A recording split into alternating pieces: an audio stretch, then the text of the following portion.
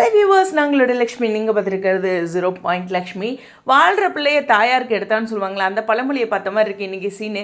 என்னென்னா, அம்மா தான் வந்து ரொம்ப ஸ்ட்ராங்காக வேண்டாம் அப்படிங்கிற ஒரு விஷயத்தில் இருக்காங்க.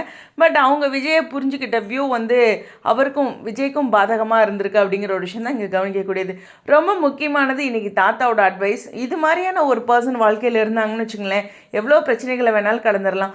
அதாவது ஒன்றை மட்டும் நீ திங்க் பண்ணாத அப்படின்னு சுற்றி இருக்கிற விஷயங்களும் நம்ம வாழ்க்கையில் எவ்வளோதான் நல்லது செஞ்சிருந்தாலும் ஒரே ஒரு தவறு செஞ்சுருப்போம்ல, அடுத்தவங்களோட மனசில் அந்த தவறு தான் ஃபஸ்ட்டு தெரியுமே ஒழிஞ்சு நம்ம செஞ்சது நல்லது தெரியாது அப்படின்னு எக்கச்சக்கமாக தாத்தாவோட அட்வைஸ் வந்து நம்மளுடைய ரியல் லைஃப்க்கு ரொம்ப ரொம்ப முக்கியமான விஷயம். ஸோ அந்த அட்வைஸை அட்லீஸ்ட் விஜய்க்கு எடுத்துக்கலைன்னா நமக்காச்சும் எடுத்துக்கங்க. நீங்கள் விஜய்க்கு எடுத்துக்கவே மாட்டீங்க. கீழே பாருங்கள், கீழே புலம்பி தள்ளுவீங்க. அது நம்மளால் எடுத்துக்கவும் முடியாது. ஏன்னா நம்ம விஜய் மேலே வச்சுருக்க அன்பு ரொம்ப முக்கியமான விஷயம் இன்றைய பகுதியில் அப்படிங்கிறது.